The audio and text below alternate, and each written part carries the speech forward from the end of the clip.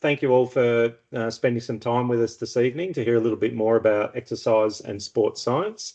My name is Professor Rob Augie, and we're also joined by Dr. Matt O'Grady. So you have two of us from the small but very enthusiastic team at Federation for Exercise and Sports Science. But before we go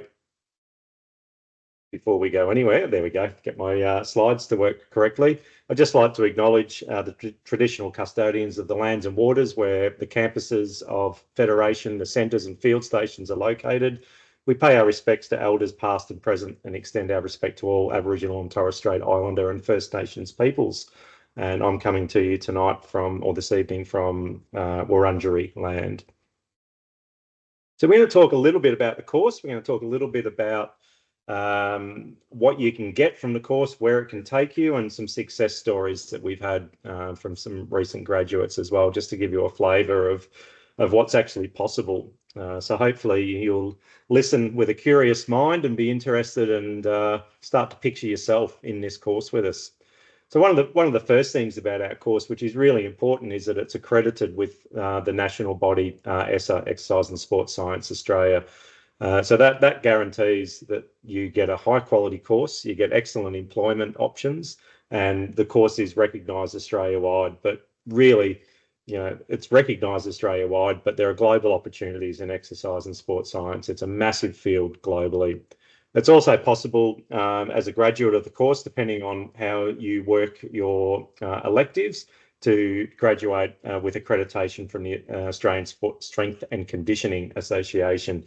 And if you do have any questions specific to that, I'm sure Matt can help you with those at the end.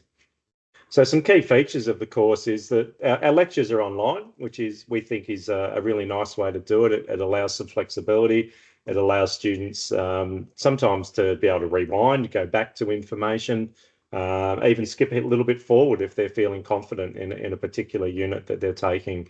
But our practical and tutorial classes are face-to-face in small class sizes. And that really is, I think, one of the biggest strengths we have at Federation, is that we do have small class sizes. We know all of our students in each of the years of the course. We know them as people, we know them by name. So we connect with you as a person, not just as a number. And there are some larger providers out there that do have a lot of students in their courses, and I'm sure can't really say the same thing that we can. The different study modes and locations, and again, I'll probably defer to Matt for any questions on these different study modes at the end of the talk. Or if you do have any questions, sorry, as we're going along, pop them in the chat and we'll be able to get to them later. So we have someone else waiting in the lobby coming in now. But our campuses are located, shouldn't have clicked that, because there we go, now I'm moving again. At Mount Helen, just on the outskirts of Ballarat, Berwick and Churchill down in Gippsland. So you can almost draw a straight line right through there and head through the CBD. So it's important that we do have flex mode to study. So that means that you can really be studying from anywhere and just have to do some intensive periods. So a couple of weeks each semester that you come in for intensive periods of classes. So it is possible to really study this course from anywhere. Lots of different disciplines in exercise and sports science. So it's underpinned by these disciplines, and more people are working across disciplines as well. Back when I studied as an undergraduate, it was very much, if you studied physiology, that was where you were. You're a physiology student. If you studied biomechanics, it's slightly different. You were a biomechanics student. But now I think we have a much more rounded view of the disciplines in exercise and sports science. So physiology, biomechanics are probably two of the key ones in terms of scientific disciplines that underpin what we do. But it's really important, if you're going to study physiology, to understand anatomy, for example. If you're going to understand biomechanics, you need to know how and why the body moves in a certain way, and decision making and motor learning, and being able to coach people as well. And of course, fueling that through really high quality nutrition and understanding the psychological aspects of performance as well. And performance is a really broad term that I'll use both from an exercise perspective, and it could be a clinical exercise setting, even in a hospital that you could potentially be working in, right through to high performance sport. It's all about improving the function of people and therefore, I think, performance. And we're also give you a really good grounding in understanding injury, rehabilitation from injury, and hopefully how to avoid getting injured in the first place. And these are red hot topics globally in exercise and sports science. So what we do is in the course is that we allow students to really immerse into each discipline. So we go deep into each discipline, but importantly, as I mentioned briefly before, we get to show you how to integrate that knowledge between disciplines and really understand from a very holistic view what's happening in exercise and sports science. So there's a whole lot of different pathways that you could potentially take.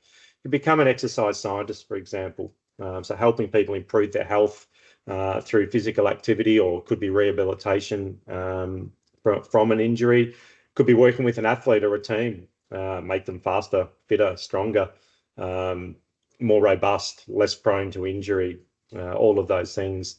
And yeah, right through to starting your own business. So being an entrepreneur and actually starting your own business in exercise and sports science. And that is very, very possible to do and do really successfully. And one of our success stories is a really good example of that. Health promotion is also an area that our graduates can move into, and that's more with community health centres, workplace health and wellness, and that's a booming industry in Australia and globally, as well as different sports assemblies and local councils. So there's really a large range of opportunities for students in the health promotion area. Could be coaching or teaching as well. So some further study required to become a teacher, but this is something that a number of our students are particularly interested in and do move towards. So whether it's a community development officer, a participation officer in sport, someone working in talent identification through to school teaching, etc. All of these are potential pathways from our degree. And then there's allied health, which again requires some further education. And we do have a number of students that move from our course into physiotherapy, for example, whether they're working in a hospital or a community setting or in professional or elite sport. So these, again, are pathways that our course is the beginning of these and gives you a great underpinning of knowledge that allows you to thrive in these different positions. So our strength also is that we offer 250 hours of placements for our students. So that means you're not just in the classroom for 3 years, but you're out there in the workplace for up to 250 hours. So 100 hours in second year, 150 hours in third year, and that's 45% more hours than the minimum that we require to give students as part of our accreditation for our course. So we're really proud of that. And the more that you can work directly in industry, one, you're learning things from an industry perspective, and you're also meeting your potential employers as well. So our placement program is definitely one of our strengths. So there are lots of different ways of thinking about this, and one I hadn't mentioned that you may well have heard of is strength and conditioning, for example. So being the person that's responsible for the fitness and physical performance of an athlete or a team of athletes. And then the others that I've mentioned around exercise, rehabilitation, teaching, and health. So you might be wondering where this can take you. So there's a whole lot of career opportunities that I've just spoken about, but it's like, well, where could it actually take you? So I'm going to take you on a little bit of a journey of where it took me, for example. And the short answer is that this degree can take you wherever you want to take it. The world absolutely is your oyster. So this is well, it's a map that I should look at more often and actually say, hey, you know what, life's been pretty good. These have been work travel. So each of these is different work travel that has come directly from me being in exercise and sports science, so extensively in Australia, but also really around the world. And for me, it started some of it in cycling. So I was a cycling coach as well as studying, and I went on and did further study after my degree. In fact, my degree was to become a physical education teacher, but I went on further and did a PhD in exercise physiology. So I got into some cycling coaching, which took me to many and various places. We had a fair bit of success, or the riders I coached had a fair bit of success. This guy in the front here is my man. The two to the right, if any of you are interested in cycling even a little bit, you might recognise Robbie McEwen. second from the middle there, and Cadell Evans on the right-hand side, who went on to be a reasonably good cyclist, I think we'll agree. I also managed to go to Korea, and then team sport came calling. I was really fortunate to get a position in a joint role between the Western Bulldogs and another university. And so I was able to really dig deep into team sport, which was a lot of fun and a lot of high technology and low tech settings, perhaps, or finding creative ways to make things work. My work at the Bulldogs, using the technology in that photo there, which was, you'll know that as the GPS that players wear in games, and the Telstra tracker that you will have seen in games as well. Sorry, I've got a moth flying around my head now just to make it interesting. Led to being contacted by FIFA to do some work for them. So that's what I look like after 30 hours of travel and no sleep and trying to work the whole way over on the plane.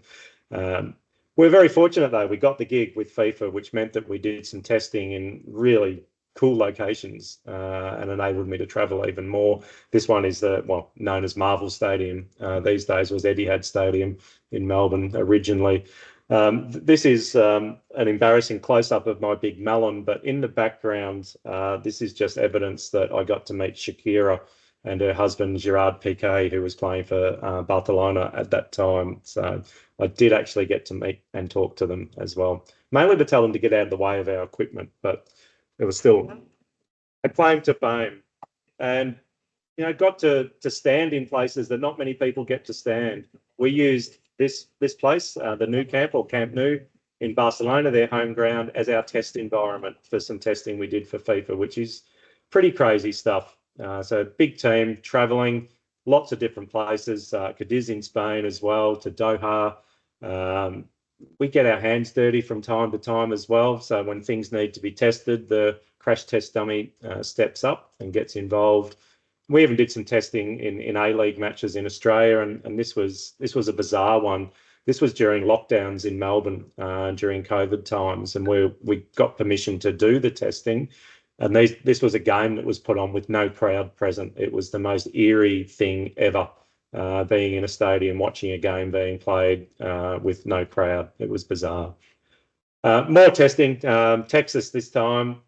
Been fortunate to be able to speak at various places around the world. So that's me. But I just wanted to give you a personal flavour of you're sitting in the room listening to me at the moment for a particular reason. So for me, it was my parents were key influences in my decision to get involved in, as I say, it was a physical education degree. My parents are both runners. They're in their 80s. They're still competing as runners.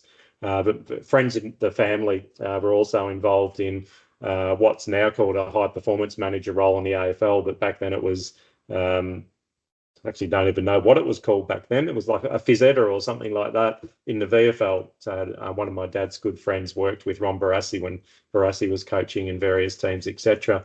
But there was just a curiosity that was always around. There were conversations about training. There were questions being asked. How can we get this person to be faster? And other parts of my family on my dad's side was around horses. How can we get horses to be faster?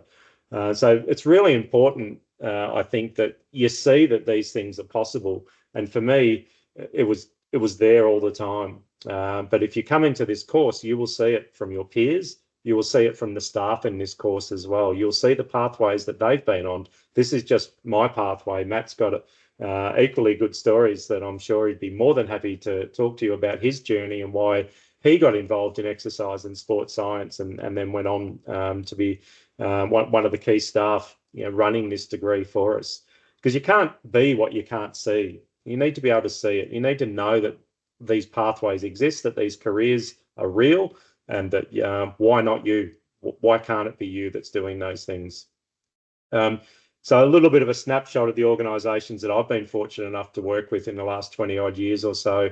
It's been an absolute blast. I love my job. I've always loved my job. It's challenging at times, but I've never stopped absolutely loving it. So I can't highly recommend this. I can highly recommend this. I can't recommend it highly enough to you to come and start and be part of the course with us and start your journey and see where you can take it. Your story's not written yet in exercise and sports science, so it really can be anything. For me, there were key parts. It was doing my PhD in conjunction with the Australian Institute of Sport, and I was there, I'm that old, in the lead up to the Sydney Olympics, when that was the best place in the world for sports science, no question.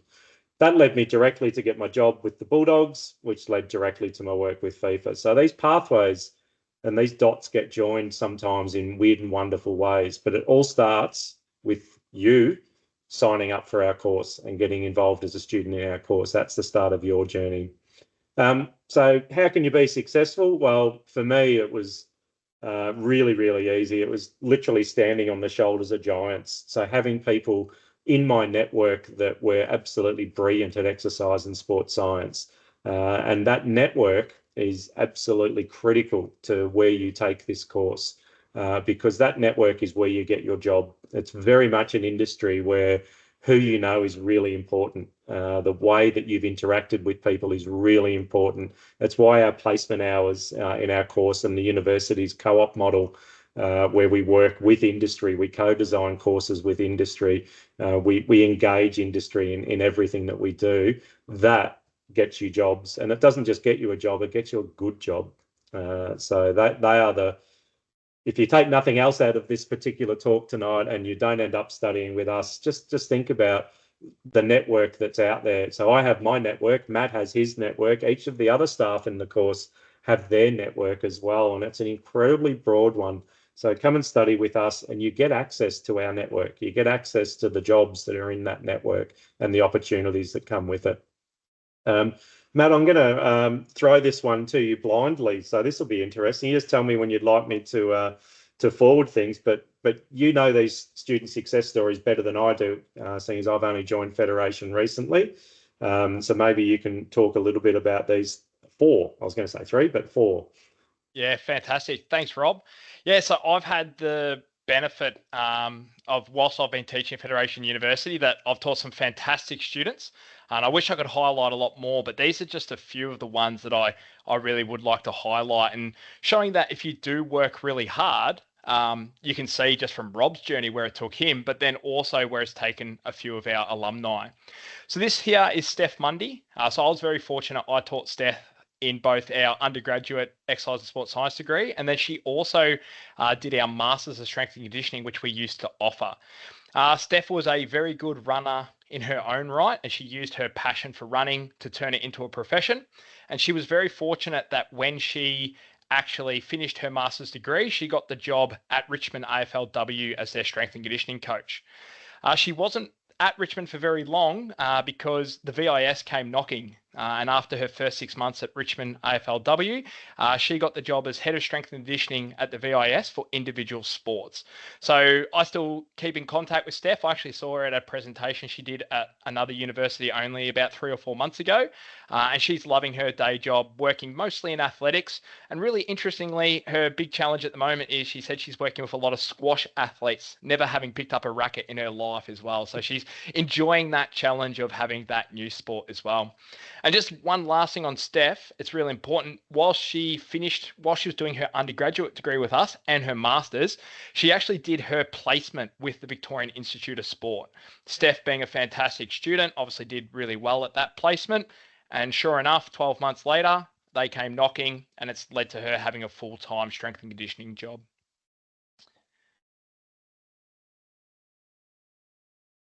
Next, we have Chris Radford.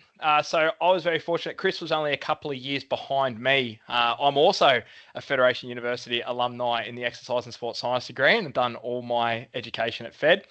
But Chris was one who went straight into the world of sort of like strength and conditioning. And he actually started off at the North Ballarat Roosters in the VFL. He started off as an assistant before he made his way up to be the head of high performance there. And it was actually Chris that gave me a call and actually got me involved as a strength and conditioning coach when I first started there. He then left us. He saw the light maybe. He went off to the Bulldogs where he was the high performance manager for their VFL program. But then he also worked as a strength and conditioning coach part-time with their AFL players. After a few years in elite sport, Chris decided that he was going to try and be an entrepreneur and start his own strength and conditioning business. He actually started it out of his garage, and over the last 10 years, he's now built it up to be the biggest independent strength and conditioning business in the country if you go by the amount of athletes that are actually on the books. So he is the director of Rad Centre, based out of Ballarat, or out of in Windaree, sorry. And Chris has now 5 full-time strength and conditioning staff. He has 6 physiotherapists who work with him. He also has a sports nutritionist. And Chris is actually just about to also take on a PhD student, which is also working with Federation University, looking at ACL rehabilitation. So he's hit the ground running. He's now gone and done his own thing, and he is an extremely successful alumni from our program. And then these 2 guys here. So this is Will Blake and Rogan Bartlett. So once again, I was very lucky to teach both of these guys in the undergraduate degree. And we used to call it the Federation University Cup. That was very unofficial. That was just us staff at the university. But from both of their studies, they both landed jobs working as strength and conditioning coaches in the NBL. So Will, after going over to the US to complete his master's after our undergraduate degree, landed the job as strength and conditioning coach at the Southeast Melbourne Phoenix. And Rogan, once he finished our undergraduate degree and also our master's of strength and conditioning, he moved up to CQ University, which also, along with his PhD that he was doing there, allowed him to be the strength and conditioning coach of the Cairns Taipans.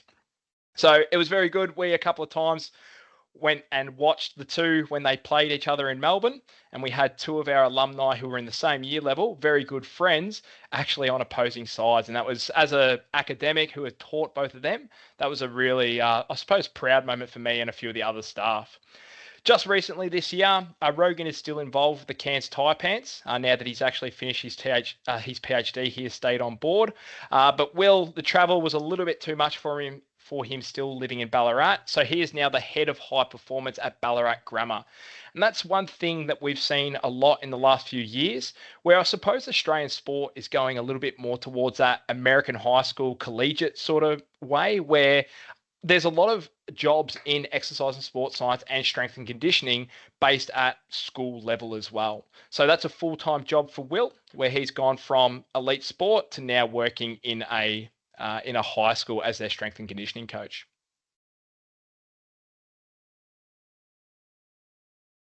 Yeah, and that's all we have for the official part of the presentation, I suppose. And Matt and I are more than willing to answer any questions that you have as well.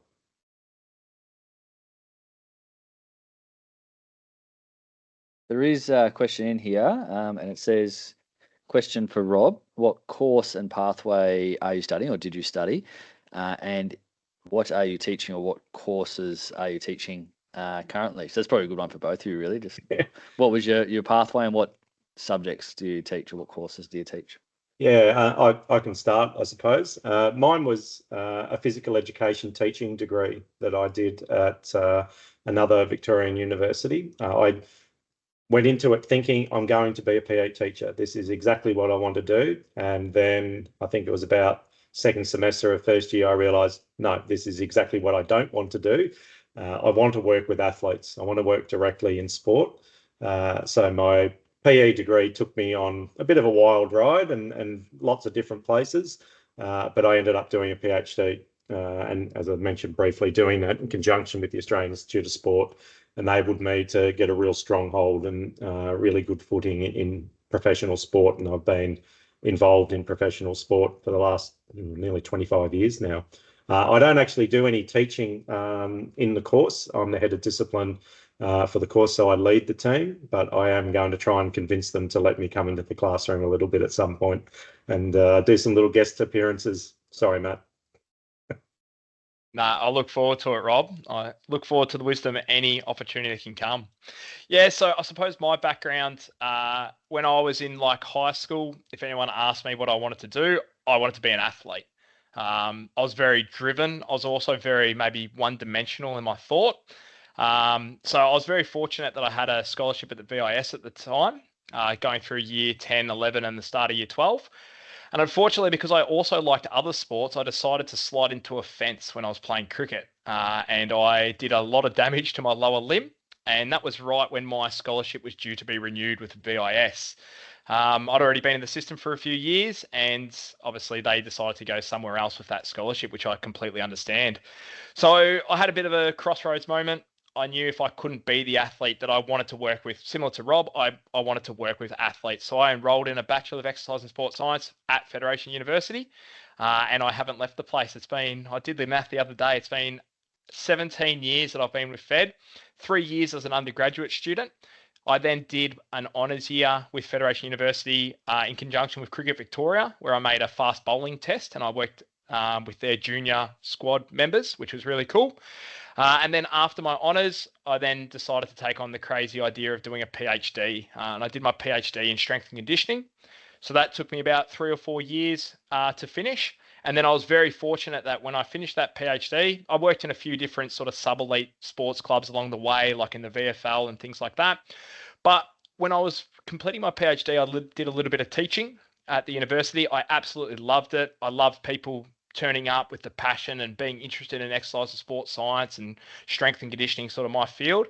And I realized that this was the pathway that I actually wanted to take. So we started our degree at the time, right when I finished my PhD at Churchill in a flexible mode. And I was very fortunate to get that job there. And I've been a full-time lecturer for the university for the last 7 years. So haven't looked back. I teach mostly in exercise prescription-based units. So I teach one at the very start of the degree, which is very introductory for our first-year students. And then I also teach a sort of like our exercise prescription for our elite athletes, which is right at the end of the degree. I also dabble and teach a little bit in biomechanics within the course. So all those people who love physics and sports techniques, I also teach into that. And then just finally, I'm also the academic advisor for our flexible cohorts. So we offer the degree, as Rob mentioned earlier, flexibly for our Churchill Gippsland students and also for our Berwick students. So if any of the students have any issues throughout the degree, I'm their point of call and I try to help them through any issues that they may have. Beautiful. Thanks, boys. Another question. Do you know what prerequisite you would require to get into the exercise and sports science and through to strength and conditioning? Do you guys know that off the top of your head? Yeah, so I've got that, Rob, if in case. So in terms of prerequisites, into our exercise and sports science degree, we have a guaranteed ATAR of 50. So if you get the ATAR of 50, unless it's changed this year, but I do not believe it has, you get guaranteed entry. The only other thing we require is that you do complete at least units 1 and 2 of mathematics. So you don't necessarily have to have done maths at year 12 level, as long as you've got a maths finished at year 11 level and get the required ATAR, then that will get you into our Bachelor of Exercise and Sports Science. Now, as Rob mentioned before, if you actually do enroll in our degree and you want to be a level 1 strength and conditioning coach through ASCA, you can be. So I'm a level 2 coach myself. Once you complete all our different units throughout the degree, I just need to sign off that you can do certain lifts that they want to see, which is our Olympic weightlifting derivatives. And then you can also get your level 1 Australian Strength and Conditioning Association coaching accreditation from doing our course. So if you wanted to work in strength and conditioning, there's no better place to start than a Bachelor of Exercise and Sports Science, as well as one of those degrees that has that ASCA accreditation at the end.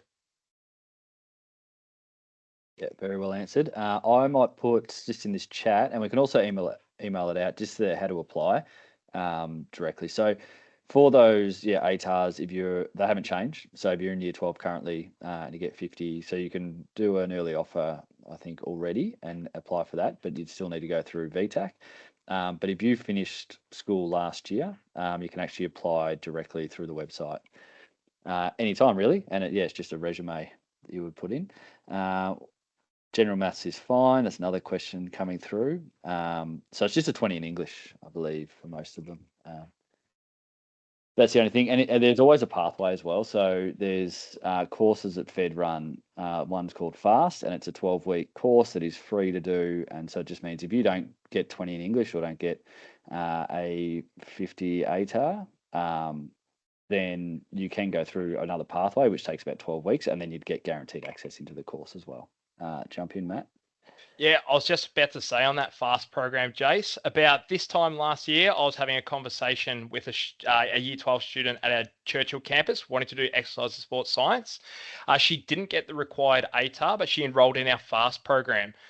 She also met with me only in April. And she's finished all her FAST, and she's actually going to move to Ballarat, and she's now enrolled in our Bachelor of Exercise and Sports Science degree starting semester 2 this year. So 6 months of FAST, she did really well in that program. And if you pass that particular program, you get also, as Jay said, a guaranteed entry. So best thing I can sort of say, what I always say in these sessions, sometimes you might not get to where you want to go the quickest way, but if you're willing to work hard and you look for it, there's always ways that you can get to where you want to. Yeah, exactly. And I think that 12-week course is not a big price to pay when it's going to be your career as well. So if you look at Rob's career path and how long that's been and the journey, taking 12 weeks back from that, it's to get to do something you love is well worth it. Does the course have specific focus or elective stream in high performance sport? Is another question. Yeah, I can answer that. I guess is that the things that are needed in high performance sport are covered in the course. So that the information that you need, the skills that you need, the knowledge, and the ability to think in a particular way, and typically in high performance sport, and I've been fortunate to work in a number of those settings in professional teams across lots of different sports, is that you have to think fast as well. So you need to be someone who is good with people, good with communication, can think fast, and be able to understand data and how to analyse it. So they're the key things that are required in high performance sport. So that is a focus of units in the course, definitely, in terms of the teaching that you do. You have your own elective options, and you have many options that you can do there. But there's also the placements that you can tailor to specifically that industry. And again, you get access to our networks in high performance sport in terms of opening the door for you. So by all means, Grace, come and join us in the course, and we will ensure that the doors are opened for you. There's that last question as well coming through. How often do students get to work directly with elite or professional athletes during the course? So that would be during the placements. And do we get hands-on experience supporting high-performance athletes during placements or labs? So we touched a bit on the placements, but yeah, if you want to talk about that, Matt. Well, just on that, Jace, like for example, when you work, I suppose within the degree, the time that you're going to work with elite athletes more is in your placements. So a few examples, last year we had 2 placements with Melbourne City Football Club, one looking at strength and conditioning, and then also one looking at data analysis. Okay, so they were given to our 3rd year students. So that's opportunities where you can work with elite athletes. I was also extremely lucky last year to go to the Solomon Islands, and I took 10 of our 3rd year exercise and sports science students to a third world country. They also got a scholarship from the government, so it did not cost them much money. And for 16 days, they got airfares, accommodation, food, all paid for. And on the ground, we were working as strength and conditioning coaches and also exercise and sports scientists at the Solomon Islands National Institute of Sport. So I would love to build my resume like Rob, and that's my goal over the next 10, 15 years, but that has been the highlight of my academic career so far. So going to a completely new environment, working with elite athletes, and 2 of the people that we actually worked with was the fastest male sprinter in the Solomon Islands and also the fastest female sprinter. And there was also another lady called Jen Lee. She was the first Solomon Islands athlete to ever medal at a Commonwealth Games in Olympic weightlifting. So very, very different environment, which was fantastic for our students to also, like Rob said, think on your feet. It's probably not what they're expecting to see or what you'd see in Australia, but working with those elite populations at the same time. Thank you for that. Thanks, everyone. We'll wrap it up there, and we can. I'll put the link also to the course, but if you can find it on federation.edu.au as well, and we'll get some information out to everyone, and just contact details if you do want to ask some more questions. We'll get an email out there that you can send those to as well. So thanks a lot for your time, and thanks Rob and Matt for presenting tonight.